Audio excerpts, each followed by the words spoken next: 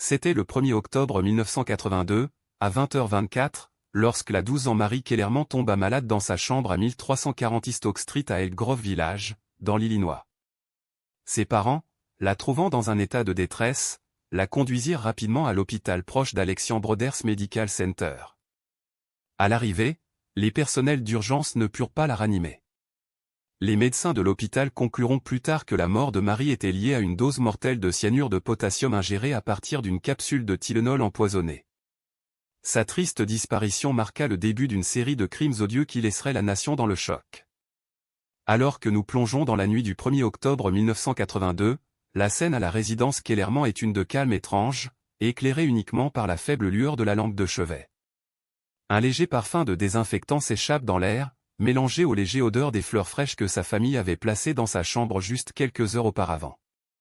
L'appel téléphonique frénétique de l'hôpital avait alerté ses parents à la gravité de la situation, et la chambre est maintenant un tourbillon d'activité, avec les ambulanciers qui se précipitent contre la montre pour sauver la vie de la jeune fille. Alors que l'équipe médicale tente désespérément de ranimer Marie, ils ne peuvent qu'imaginer ce qui pourrait avoir causé cette tragédie sans sens. Pendant ce temps, l'horloge continue à ticker, chaque moment qui passe un rappel brutal de la précieuse vie qui s'échappe. À ce moment décisif, nous voyons la figure de la 12 ans Marie Kellerman, pâle et fragile, qui lutte pour sa vie sur le lit de l'hôpital. Son petit corps est drapé dans une mince robe d'hôpital blanche, ses cheveux blonds sont ébouriffés en arrière et luisent de sueur. Alors que l'équipe médicale tente de la sauver, il lutte pour comprendre la horreur pure de la situation. Comment quelque chose qui semblait aussi inoffensif qu'une capsule de Tylenol a-t-il conduit à un tel résultat dévastateur?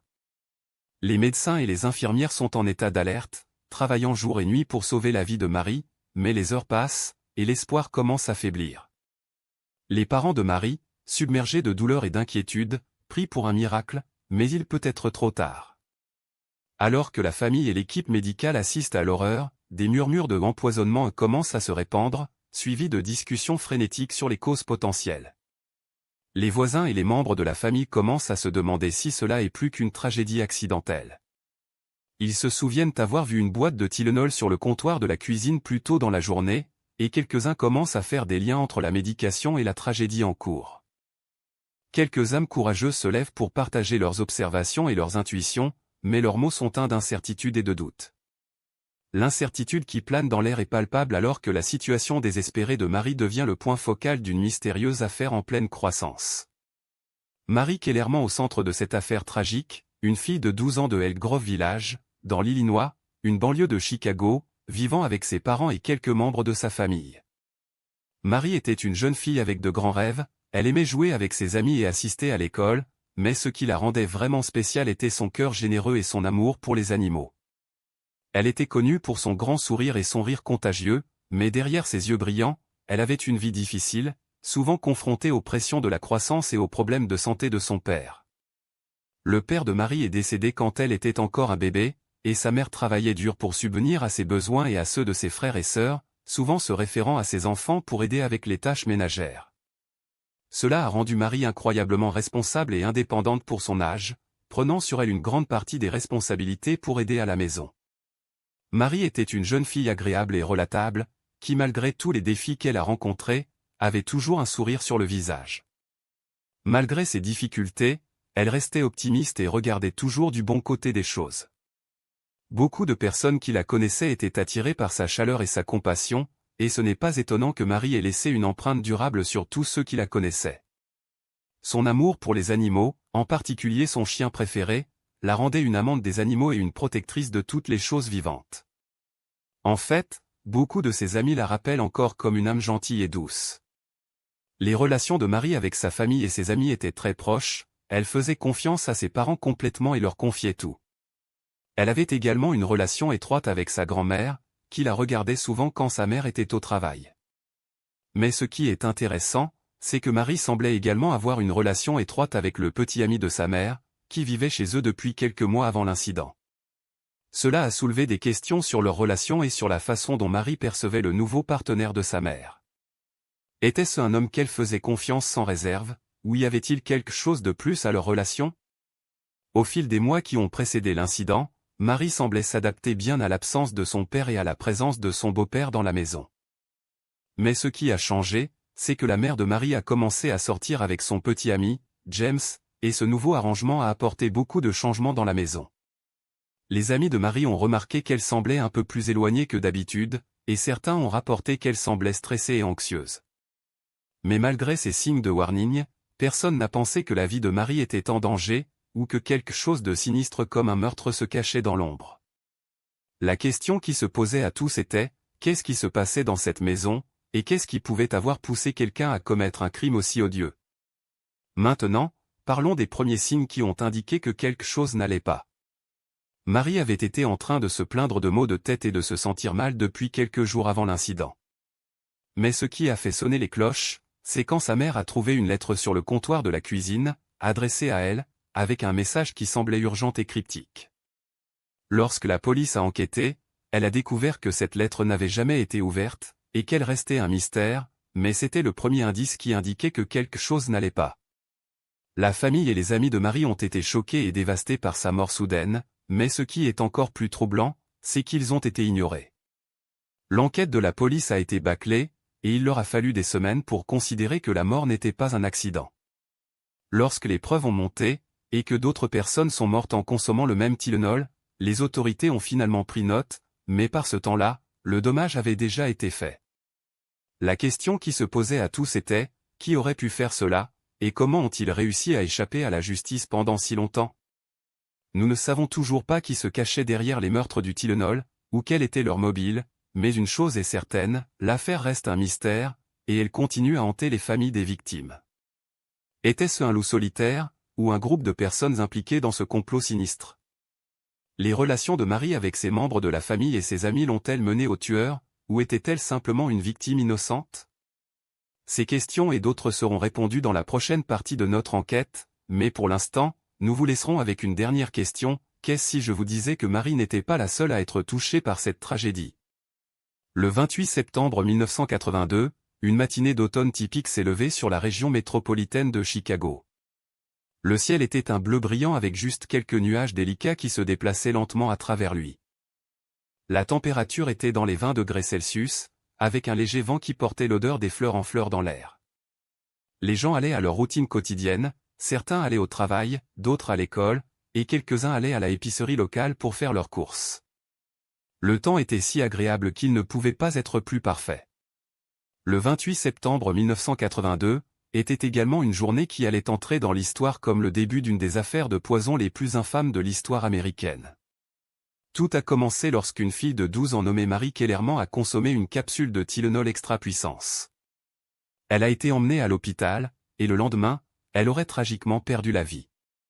Sans que sa famille et ses amis ne le sachent, cela allait être le premier d'une série de décès dus à la poison qui allait secouer la nation. Ils ignoraient que d'autres personnes allaient bientôt être touchées, y compris plusieurs membres d'une seule famille, les Janus. Lorsque la nouvelle de la mort de Marie Kellerman a commencé à se répandre, les autorités ont commencé à enquêter sur les causes de son décès. Il ne leur a pas fallu longtemps pour découvrir que plusieurs personnes avaient consommé des capsules de Tylenol au cours des jours précédant son décès, et qu'elles avaient toutes également été malades. L'enquête les a menés à la maison des Janus, où ils ont découvert une bouteille de Tylenol avec un reçu qui l'accompagnait. Le reçu révélait que la bouteille avait été achetée juste quelques jours auparavant, et lorsqu'ils ont compté les capsules dans la bouteille, ils ont trouvé que 6 d'entre elles manquaient. La bouteille avait été achetée le même jour que le premier membre de la famille Janus, Adam, avait consommé le Tylenol empoisonné. Ce qui rend cette affaire encore plus choquante est que les enquêteurs ont découvert que la bouteille de Tylenol que Marie Kellerman avait consommée venait de la même lot que la bouteille que la famille Janus avait achetée.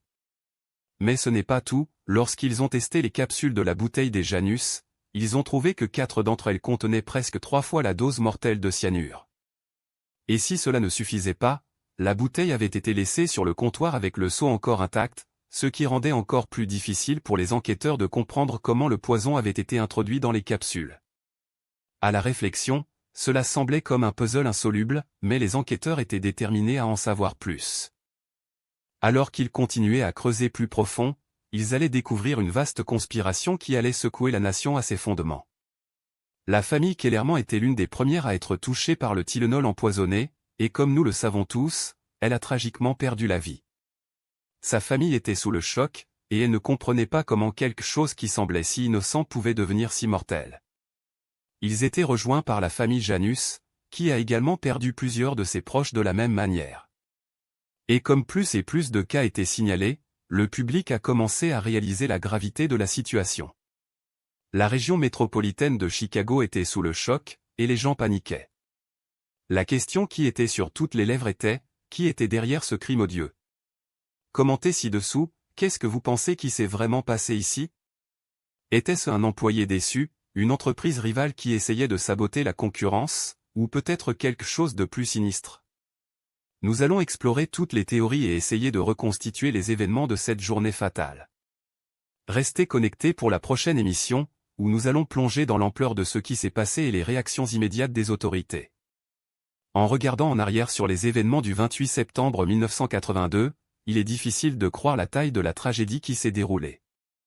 7 personnes, y compris une jeune fille nommée Mary Kellerman, ont perdu la vie en raison des capsules de Tylenol empoisonnées. Le public était dans un état de panique, et les autorités étaient en train de courir contre la montre pour identifier le coupable. Mais juste au moment où tout le monde pensait qu'ils étaient sur le point de résoudre le mystère, un nouveau tournant est apparu qui allait garder les enquêteurs en suspens pendant des années à venir. En concluant ce chapitre, la question reste toujours, qui était derrière les meurtres de Tylenol de Chicago? Les preuves s'accumulent, mais le coupable reste en liberté. L'enquête est en cours, et nous allons continuer à la suivre dans la prochaine émission. Allons-nous enfin découvrir la vérité derrière ce crime odieux, ou allons-nous être laissés avec plus de questions que de réponses? Restez connectés pour en savoir plus. La police a d'abord répondu au premier rapport de toxicité de Tylenol avec une certaine urgence mais un manque de direction claire. La sage-femme Ellen Jensen a joué un rôle instrumental dans la mise en place de l'enquête, et sa pensée rapide a conduit à la découverte d'une pièce d'évidence cruciale. Le 29 septembre 1982, Jensen a observé que 6 capsules de Tylenol étaient manquantes d'une seule bouteille dans la maison Janus. Cette observation a lancé l'enquête dans la bonne direction. Au début, les autorités pensaient qu'il s'agissait peut-être d'un incident accidentel ou isolé. La pièce d'évidence clé qui a everything changé était l'odeur de la bouteille de Tylenol, décrite comme une odeur d'amande par l'enquêteur Nick Pichot. Cette odeur suggérait la présence de cyanure, et les tests ultérieurs ont confirmé la présence de la substance toxique. Le bureau du médecin légiste du comté a été appelé pour l'aider, et c'est là que les premiers résultats des tests ont montré que les capsules de Tylenol contenaient presque 3 fois la dose mortelle de cyanure. Les nouvelles des empoisonnements se sont répandues rapidement, entraînant un avertissement de santé publique. Cette odeur et les résultats des laboratoires ultérieurs ont changé la trajectoire de l'enquête en une nuit. James W. Lewis, un résident de New York, était l'un des principaux suspects de l'enquête. Il était connu pour avoir un grief contre le fabricant de Tylenol, Johnson & Johnson. Lewis a envoyé une lettre à Johnson & Johnson revendiquant la responsabilité des décès et exigeant $1 million pour empêcher d'autres empoisonnements.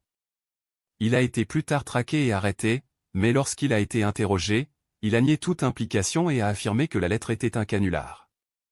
Lewis a été reconnu coupable d'extorsion dans une affaire distincte liée à l'incident. Le leur dans ce cas était l'enquête sur le processus de fabrication de Tylenol.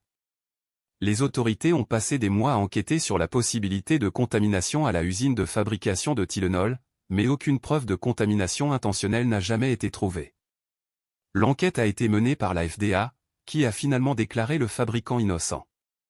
Pendant ce temps, le public a été initialement averti de ne pas prendre de Tylenol, ce qui a entraîné une panique généralisée et une perturbation dans la distribution du produit. Cette enquête a absorbé du temps précieux, mais n'a abouti à aucun résultat significatif. Il était il y a 35 ans, lorsque 7 vies innocentes ont été prises dans le crime le plus odieux que les États-Unis aient jamais connu, les meurtres de Tylenol à Chicago. Mais le cas qui a secoué une nation avait une dernière révélation qui laisserait les enquêteurs abasourdis. En 2010, presque 3 décennies après les premiers empoisonnements, le département de police de Chicago